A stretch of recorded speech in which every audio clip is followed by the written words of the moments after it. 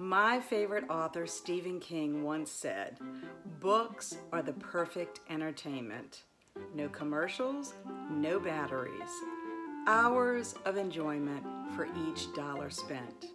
What I wonder is why everybody doesn't carry a book around for those inevitable dead spots in life.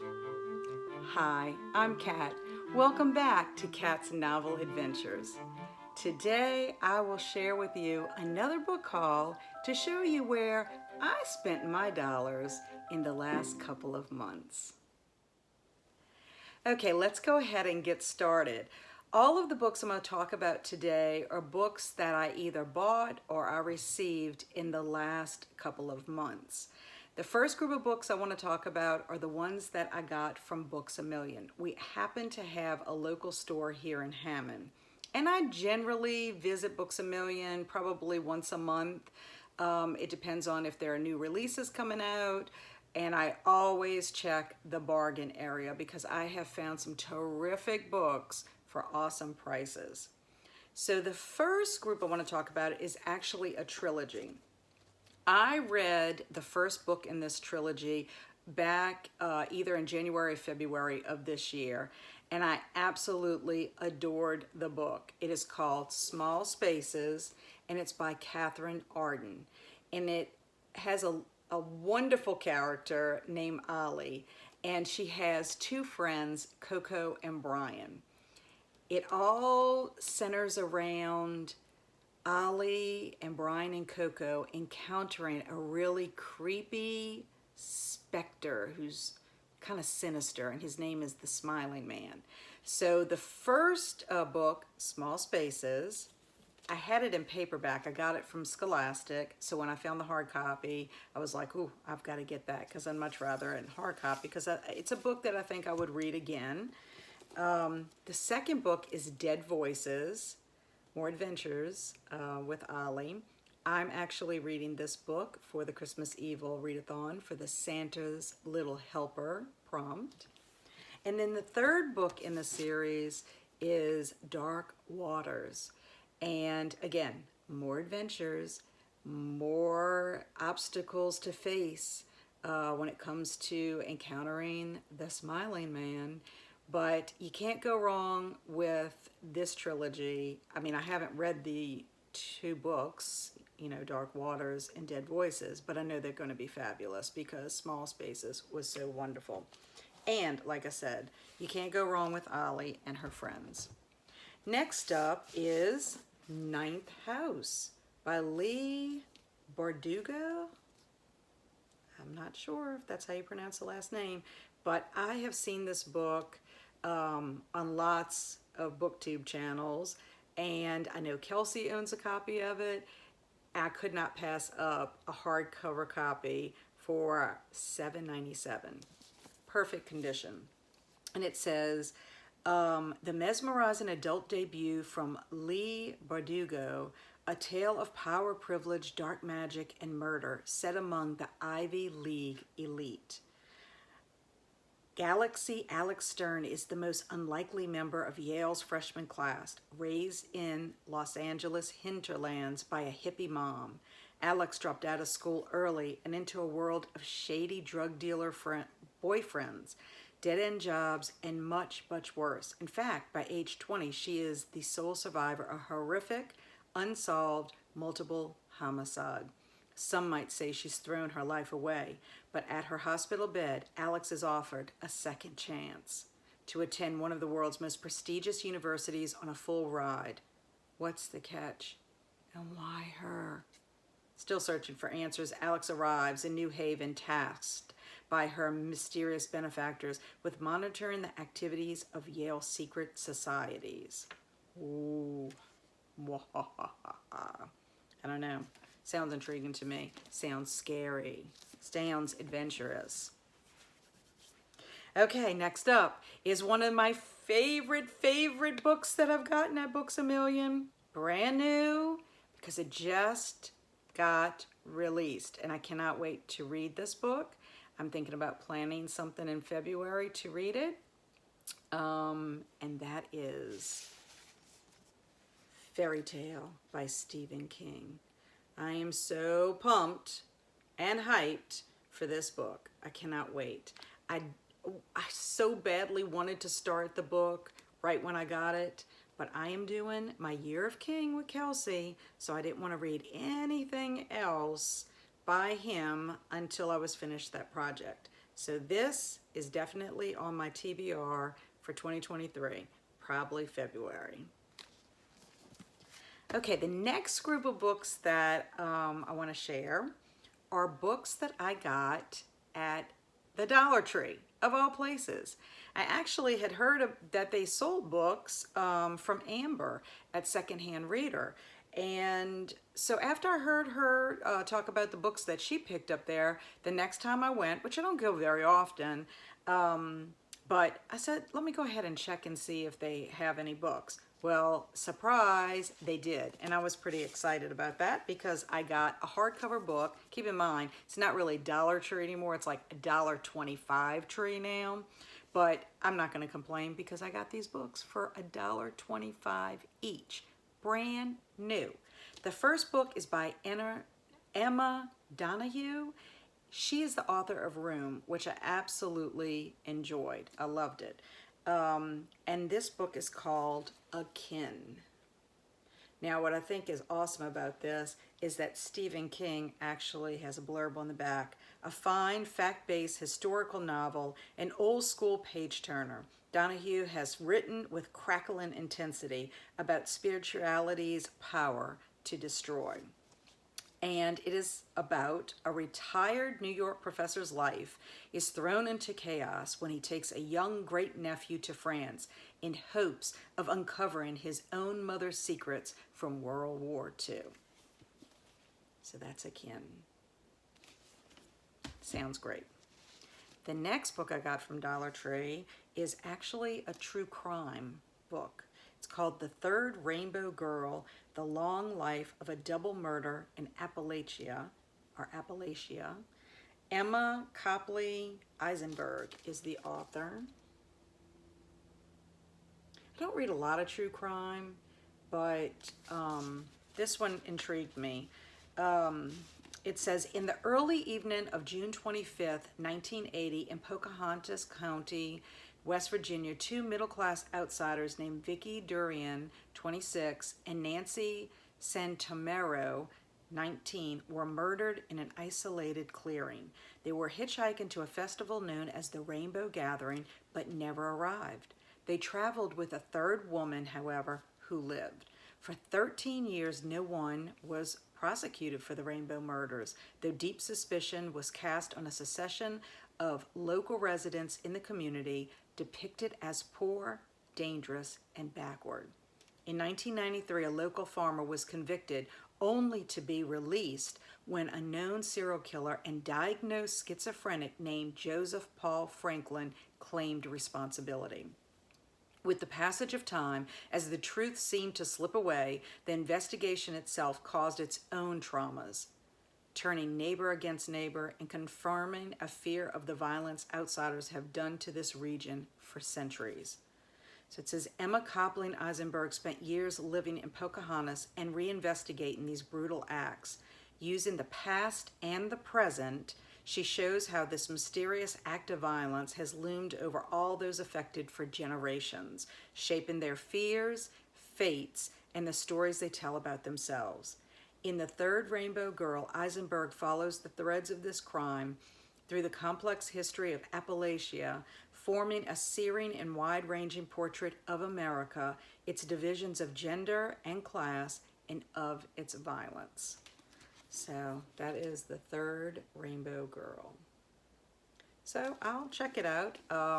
It's not my normal genre to read, but it looked pretty interesting, so I decided, why not give it a try? Not to mention, I only paid $1.25 for it. And if it's not the best book in the whole wide world and I don't want to keep it, I'll just donate it to the Friends of the Library of West St. Tammany. Okay, next up, I got these from a garage sale. My friend Shelly and I actually hung out at her garage sale. I just hung out there and helped her. with it. And while we had a little break, I, of course, was looking around and seeing what she had in case I wanted to purchase something. The crazy thing is, whenever we go to each other's garage sales to hang out, we generally don't charge each other unless, of course, we're insistent upon it. And she did not take any money for these books, and I got 4 of them, so I'm pretty excited. I have not read anything by any of these authors, so it's going to be quite an adventure, but they seem like they're thrillers, and I like thrillers, so here we go. The first one is by Lisa Gardner. It is The Survivors Club, and it says it is a thriller. Okay, The Survivors Club, that's what Gillian Hayes, Carol Rosen, and Meg Pesaturo call it. They won't consider themselves victims. They are survivors. They help lead the investigation that caught the man who changed their lives forever. Now they are the prime suspects in his murder. Could 3 ordinary women have been driven to do the unthinkable? Detective Sergeant Rowan Griffin knows all too well what can drive even the best people to cross the line. Has someone in the Survivors Club become a killer? And if so, can he blame her, let alone bring her to justice? Okay, so this one seems like it's going to be fast-paced. Next up is Sandra Brown, and this is called Outfox. One man with multiple identities, 8 women who vanish without a trace. The next likely victim, his wife. I've never read anything by Sandra Brown. I've heard the name. I know there are people out there that read her, but this will be my first. So not really sure if this book or the one by Lisa Gardner is in a part of a series where I have to read other books. We'll find out. Sometimes it's not so great to start in the middle of a series. My friend Shelley's husband, Carrie, introduced me to Patricia Cornwell and Kay Scarpetta, who I absolutely love. And I asked him specifically, do I need to read Port of Origin? Can I read it now, or do I need to read the books that come before it? And he says, nah, you can just read it, it's fine. Well, guess what? I really needed to read from the beginning because things happen to those characters that didn't happen to them prior, and I didn't know all their backstory. Now, as far as the mystery of the murder that happened, that was, one-time thing. But sometimes characters reappear. And so my thinking is I'm gonna have to go find out if any characters in those other 2 books exist, in previous books before I, get in too deep. Next up is a Nora Roberts. I've heard of Nora Roberts, and I've actually watched movies by Nora Roberts, but this one is called Undercurrents. So another thriller. Within the walls of a tasteful, perfectly kept house in North Carolina's Blue Ridge Mountains, young Zane Bigelow feels like a prisoner of war. Strangers and even Zane's own aunt across the lake see his parents as a successful surgeon and his stylish wife making appearances at their children's ballet recitals and baseball games. Zane and his sister know the truth. There is something terribly wrong. As his father's violent control enrages and his mother's complicity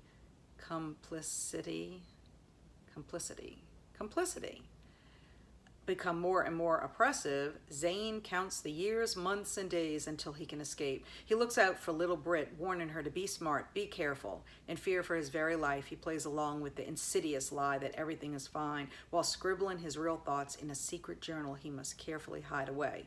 When one brutal, shattering night finally reveals cracks in the facade, Zane begins to understand that some people are willing to face the truth even when it hurts.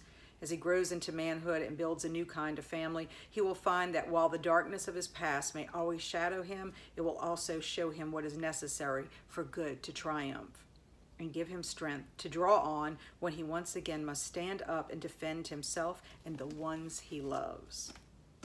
Something I'm noticing about my friend Shelley.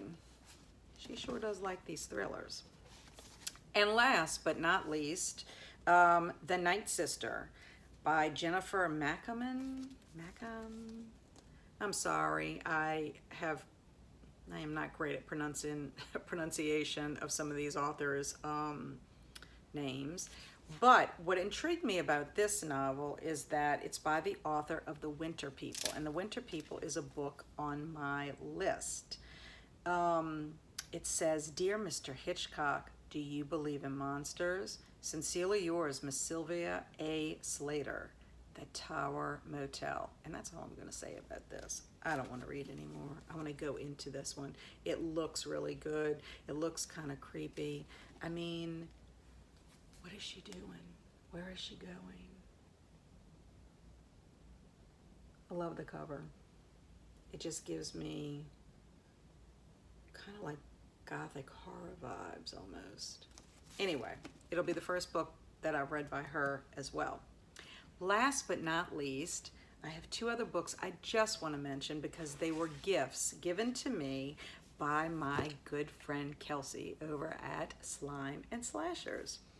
We like to exchange gifts throughout the year, usually Halloween, Christmas, and our birthdays, but sometimes we also like to give each other books when we happen to spot them in the wild, which I can't show you the 3 books that I bought for her from Books A Million, but I've got 3 books and I think she's actually going to like them very much. Well, so get back to the gifts. The first one is Everything You Ever Wanted to Know About Zombies by Matt Mock. And it has a foreword by Max Brooks. I have mentioned before, I love zombies. Zombies are fabulous. They're my favorite. For those of you that don't know, May is Zombie Awareness Month. Read lots during that time. Watch lots that have to do with that. But this is going to be great. Max Brooks is the author of World War Z, as well as The Zombie Survival Guide, which I think everyone should have a copy of that. But he's the one that does the foreword. But this is going to be great. I mean, it's like Q&A stuff. Will we see any warning signs before the dead rise? Answer: unfortunately, entire populations could be infected with the zombie sickness before anyone even knows there's a problem. Question: how can I increase my chances of survival? Answer: one simple step is to keep away from other people. Without people, there can be no zombies. So excited. And then the last book that I'm going to share with you is a book that she gave me. It's 13 of Edgar Allan Poe's most unsettling tales reimagined, including the original tales. This is edited by Dahlia Adler, and it's called His Hideous Heart. I'm so excited about this. What's wonderful is Kelsi and I both have read The Fall of the House of Usher, and that got us to read a T. Kingfisher book. I cannot remember what the title of it is, but it has something to do with The Fall of the House of Usher. It's like a retelling of it. What Moves the Dead. There it is. What Moves the Dead. Sorry, I was having kind of a brain fart there. And then she ended up reading a book, Usher's Passing, I believe, by Robert McCammon. And she has recommended me read that. So then when she came across this, and she knows how much I love Edgar Allan Poe, she's like, this would be a great gift for Catherine. So I'm so excited. I got this for Halloween. And I do. I love, love, love Edgar Allan Poe. But what they did was, like, for example, Kendar Blake has a story called She Rode a Horse of Fire. And this is a retelling of Metzengerstein. The Telltale Heart, Stephanie Kewen has written a story called Happy Days, Sweetheart. The Fall of the House of Usher, Fran Wilde.